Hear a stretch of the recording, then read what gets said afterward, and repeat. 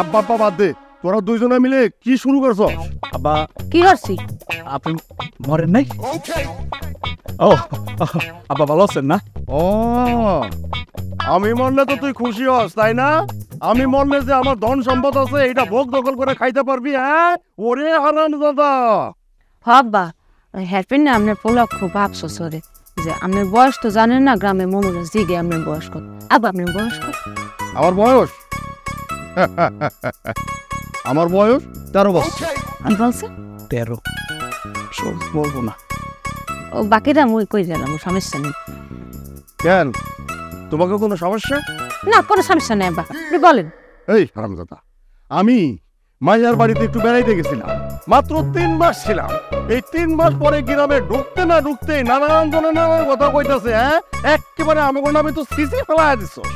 আব্বা আমরা আবার কি করলাম? কি করলাম? তোর বউ মাথার মধ্যে নাকি কেরা ঢুকছে, কেরা যখন তখন খেপা যায়, দা বটি নিয়ে নাকি সবাই দৌড়ানি দেয়। আমি বুঝলাম না আব্বা, মাইছের তো সমস্যা।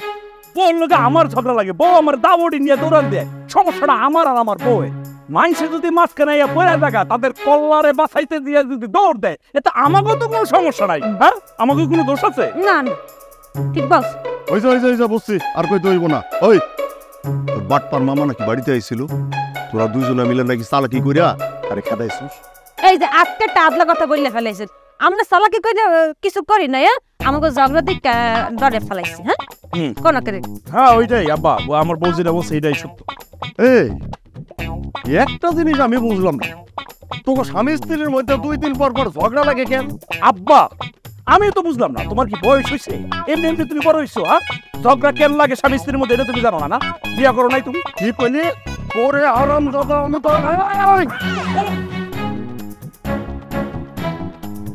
হারামজাদা, তোরে যে জুতোটা ঢিল দিলাম, এই জুতোটা যে গাল পাইতে গালের মধ্যে নিবি সেটাও পারস না। হ্যাঁ, আমার জুতা তোরে ঢিল দিয়ে যদি কিছু হয় তাইলে কিন্তু আমি আজকে তোরে খাইছি। আগে দেখ দেখ আমার জুতা ঠিক আছে কিনা, দেখ দেখ। কিছু হয় না, কিছু হয় নাই আব্বা, কিছু হয় না। না পড়ো বোমা, আজকে দেখা তোমারে দেখা জানো আর কেউ ভয় না পায়। তোমারে দেখা তো মানুষজন ডরে, গাছের মাথায় উঠে নাকি বসে থাকে। কি ব্যাপারটা কি? এই যে আব্বা আপনি আরেকটা আদলা কথা বলছেন, তারা তো বউকে ডরায় না, মোর বডিকে ডরায়। কি? তাও কে ডরায়? হ্যাঁ, ওই দাবটি, ওই দাবটি দেখলে আমারও কিন্তু খুব ভয় করে। তুমি কোনোদিন ওই দাবটি আমার সামনে আনবা না, ঠিক আছে? আর ওই যে তোমার মামারে যে তোমরা দুজনে বুদ্ধি করে খাদাইছো, খুব ভালো কাম করছো। আরে ওই হালাই হইলো একটা স্যাপছো, বুঝছো? মানুষের বাড়িতে আসে গেল ওই ফাউ খাওয়ার লোভে। আব্বা মামা কিন্তু এবার ফাও খাওয়ার লেগে আয় না, সাথে একটা বড় বনি আইছিল না। কি করছ বৌমা? ওরে গেছিল তোমার মামাই খাবো। রান্না করছো এটা? ও মুরান শেষ। আমার তো তুই ভাই আব্বা খাইয়া দেয়া ফিনিশে এসে আমার ডরা করছে। ওরে আরাম দাদা, ওই আমার ভাগ কই? কয়জনের নাই? 20-25টা নাই ঘর। ঠিক মতো দেখছিস তো? আসসালামু আলাইকুম স্যার। ওয়ালাইকুম আসসালাম। এই কাপদার, এই যে মতি মিয়া, তোমার তো পায়ে গেলাম। আমারে পায়ে গেলেন চেয়ারম্যান সাহেব, কাজ টাজ আছে নাকি? ভাতা টাতা আছে? কেন, তোমার বয়স্ক ভাতা দেয় নেই? আবার কিসের ভাতা চাও? হ্যাঁ সেটা তো দিছেন, বলছিলাম যে বউটা তো মেলা দিন হইলো মইরা গেছে, আমি তো ওখানে একা একাই থাকি, বিধবা ভাতা দিবেন নাকি? আরে তুমি তো একটা ফাউল।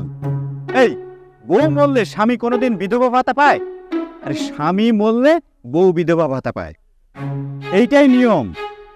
সেটা ঠিক আছে, মনে করেন যে আপনি প্রথম আমারে দিয়া এই ভাতার নিয়মটা চালু করলেন আর কি। তুমি তো কইতেছো নিয়ম চালু করতে, আর এদিকে তোমার পোলার বউ কি শুরু করছে? কেন আমার পোলার বউ আবার কি করছে? কি করছে না? ওদের জ্বালায় পুরা গ্রামবাসী তো অতিষ্ঠ।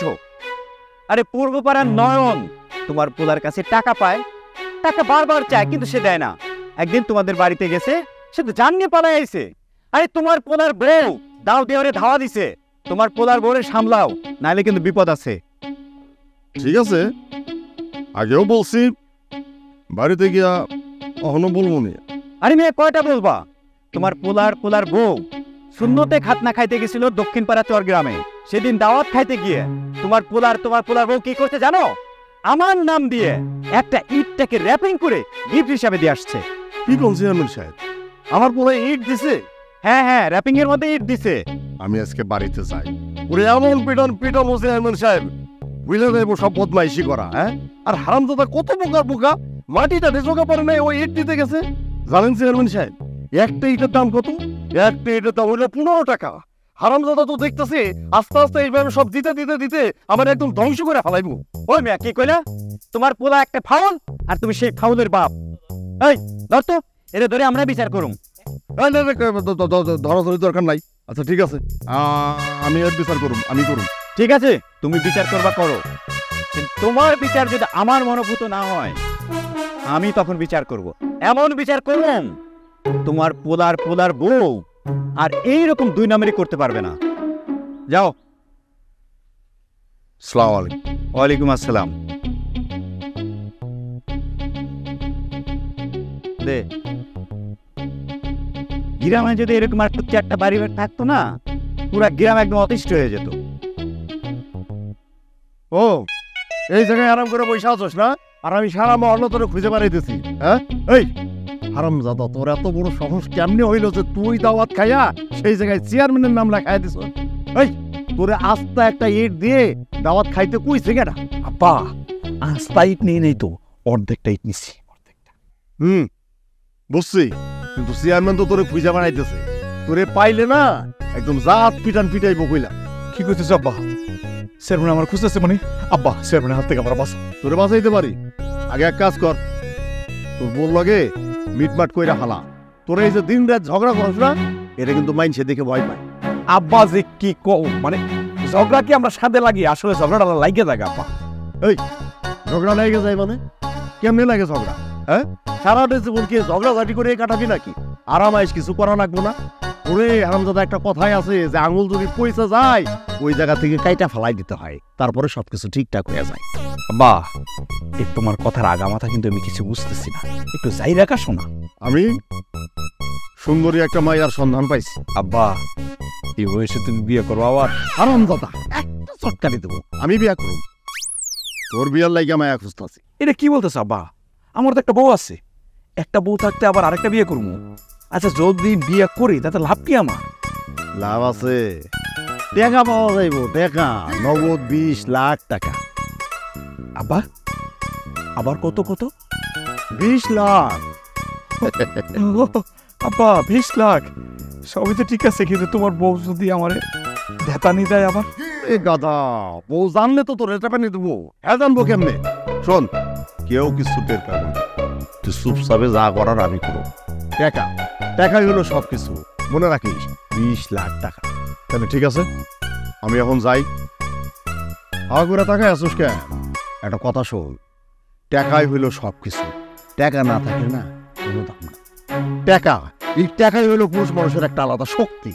তোর কাছে যদি টাকা থাকে না, বাক্সভর্তি টাকা থাকে, তাহলে তোর মনে করছে কলিজাটা এত বড় হয়ে যাবে, তখন তোর কেউ কিছু করতে পারবো না। আর তোর বউ, ও তো কিছুই করতে পারবে না। যাক, এত কথার দরকার নাই, আমি যাই, ওদিকে সব ঠিকঠাক করি। থাক। আবারটা কি কইল? আমার একটা বিয়ে করাইব, 20 লাখ টাকা পাইব? লাখ 20 লাখ কিলমিল করতেছে, এখন ইচ্ছা করতেছে টাকাগুলো ধরি। ধরছ ওরে বাবা, তোমার কি হইছে? বউ এত দেখতে গেলে দিন পাইতে পারবো না।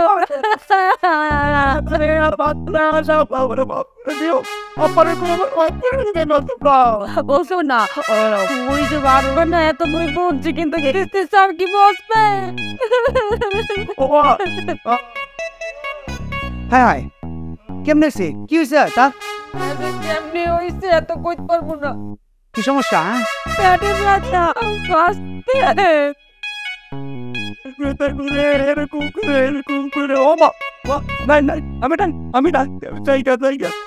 তোর ভাই পেটের সমস্যা কর, যাই হোক কিস্তি টাকা তো আপনার দেওয়া লাগবো। এত দিতেই হইবে, কিস্তিটা তো কোনো মাইন নেই, কিন্তু বিশ্বাস করেন স্যার, বিশ্বাস করছেন না স্যার? বিশ্বাস করছে। তুমি সত্য কথা কইতেছি না স্যার। এইটা যদি আপনার না হইতে, যদি অন্য কারোর হইতে, তাহলে ওই যে দাওটা দেখছেন না, এই দাওটা দিয়ে ঘরের মধ্যে একটা কোপ দিত। স্যার আপনি যদি পাইতে পারে আমার বউর হাত থেকে তাহলে কিস্তির টাকা পাইলেও পাইতে পারে, আপনি তো মরে যান না। তাই না আপনার বউর কি অবস্থা একবার বুঝতেছে? আরে কি চুপ থাও, চুপ থাক, বেশি কথা বললো না, তোমার না পেটে ব্যথা। অসুস্থ কিছু একটা করো।